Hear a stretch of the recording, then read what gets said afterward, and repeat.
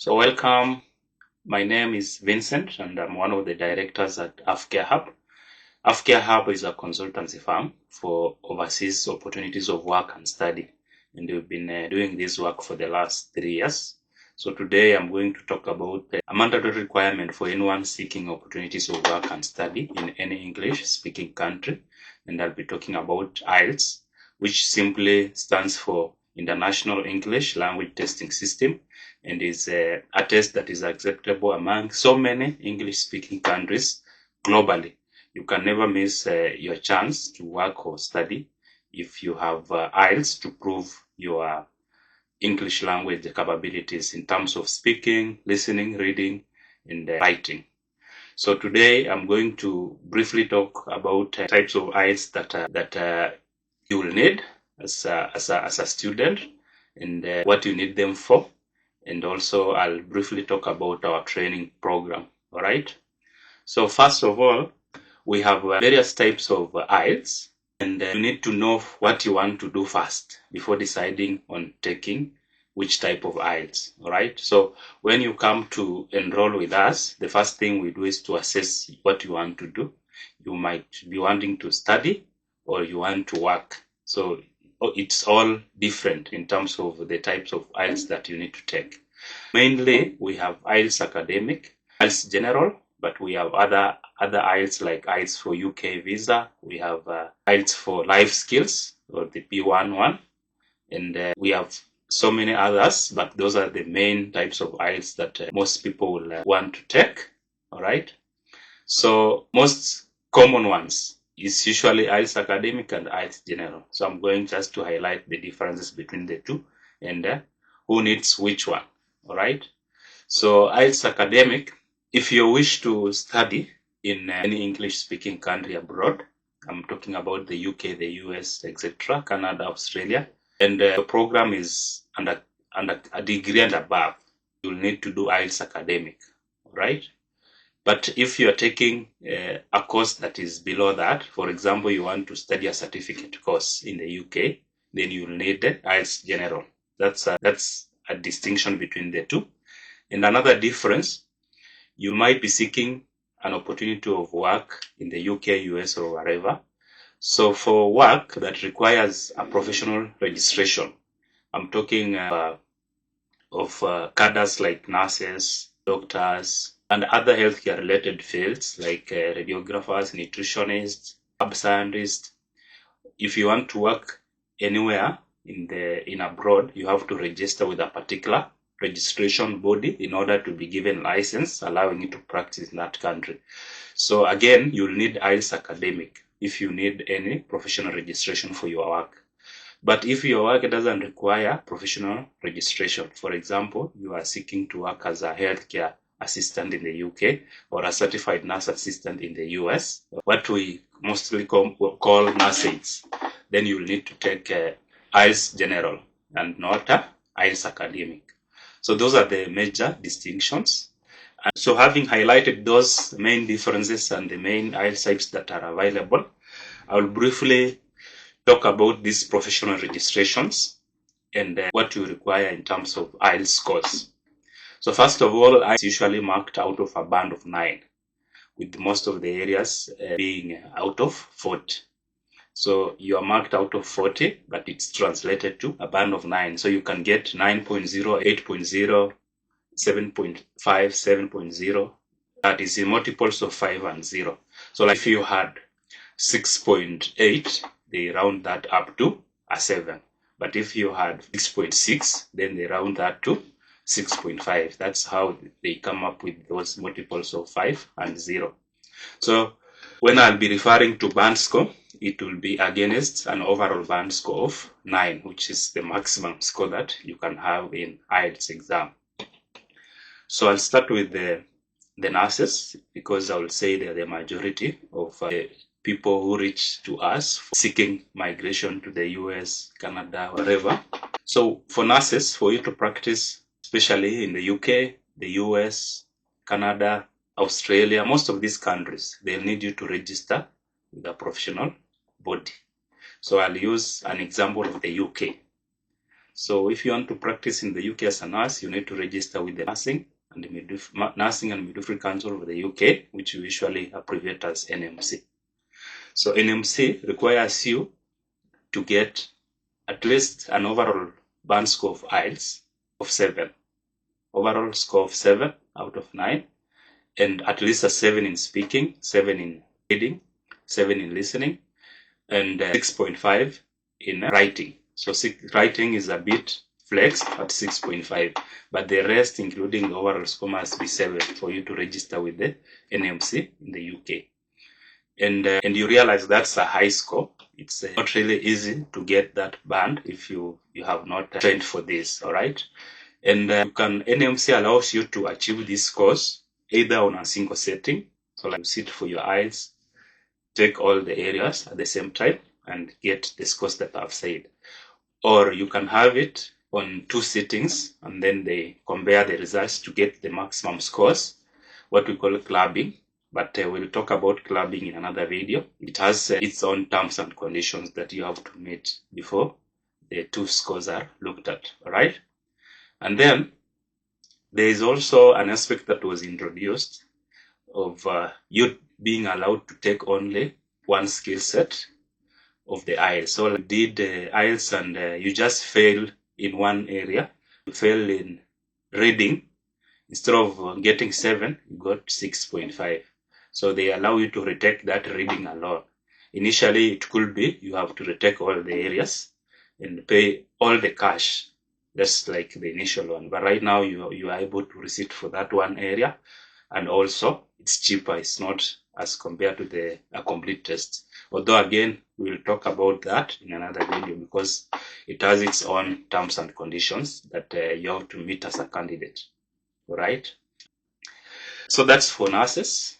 Another set of card I'll talk about, they're the doctors. So doctors, to work in the UK, for instance, they need to register with the General Medical Council, which we call GMC. GMC also has IELTS requirements that you have to attain in order to register and therefore be licensed to practice as a doctor. So GMC requires you to have at least a 7 in all the sections. So in reading, writing, speaking, and listening, you must have at least a band score of 7 and above. So again, that's a high score. And you really need to focus, give it time, train before you are able to book your exams in order to give yourself a high chance of passing on your first attempt. All right. Then there is another group of professions. I'll talk about them as a group because they are regulated with one body in the UK, and the body is called Healthcare Professionals Council, HCPC. All right. So under HCPC regulates quite a number of cadres or professionals in the UK. For example, we have nutritionists, which in the UK context they are called dietitians. All right. And then we have either diploma in nutrition or a degree in nutrition and above, master's, etc. And then we have paramedics, especially in the ambulance service. And this role, we found it very fit for clinical officers who trained in Kenya. So if you're a clinical officer at diploma or degree level, you're able to use that route of paramedic to come to the UK and work as a paramedic. And then we have psychologists, we have others like physiotherapists, we have occupational therapists, among others. There are about 15 professionals regulated by the HCPC. And lucky enough, these professionals are also on the shortage occupational list of the UK, which means you are eligible for a health and care visa. All right? So if you are among those professionals, but you can also read more about the HCPC online to check if your background in terms of academics fits any of the professionals highlighted there, because then it means you are eligible to get health and care visa and come to work in the UK as part of solving the shortage of workers in the UK. And then, so for these professionals under HCPC, again, you need to take IELTS academic, and then you need to at least score overall band score for 7. Right? Overall band score of 7, and at least in all the areas there should be no area where you scored below 6.5. All right. So you can have a 6.5 in reading, 6.5 in writing, but then get maybe 8 and 8 in listening and speaking. So those scores will give you an overall band score of above 7, and you will also have not scored any area below 6.5. So that's the requirement for HCPC. And for these professionals, actually Ielts is the major requirement in their journey, because there is no professional exam that they are going to take before going to the UK. So it's just the Ielts and then HCPC registration and then the rest of the steps towards migration. The last group of people I'll talk about the nurse aides. In this context, they are usually referred to as the healthcare assistants. In the US, certified nurse assistants. So again, nurse aide or HCA or caregivers, they are enlisted on the shortage occupation list in the UK, meaning that you are eligible to get a health and care visa or skilled work visa. And they are really needed in care homes, in NHS, in private hospitals. So it's really one of the areas that is also on demand. And for you to work as a HCA, first of all, you don't need to register with any professional body, number one. Therefore, you'll be taking Ielts General, which is different from the cadres that I've just mentioned. And you need to score at least a band score of 5 overall, and at least it should be above 5 in all the areas. So that's quite easy to achieve. Having talked about various cadres and what you need to practice in relation to language or test of English, I'll talk briefly about our training program. We have a robust, intensive training program for 8 to 10 weeks in all the sections. That is listening, reading, writing, and speaking. And we have very qualified Ielts tutors. They have been doing this for the last 3 years. They have the relevant qualification to teach Ielts. So we train using online platforms. So it fits very well people working or even students. So you don't need to worry about your busy schedule, because from our own experience, you only need to put in 2 hours of your time in a day, which is in 24 hours. You only need to put in 2 hours for revisions and for training. And our tutors are always online to attend to our students, I would say.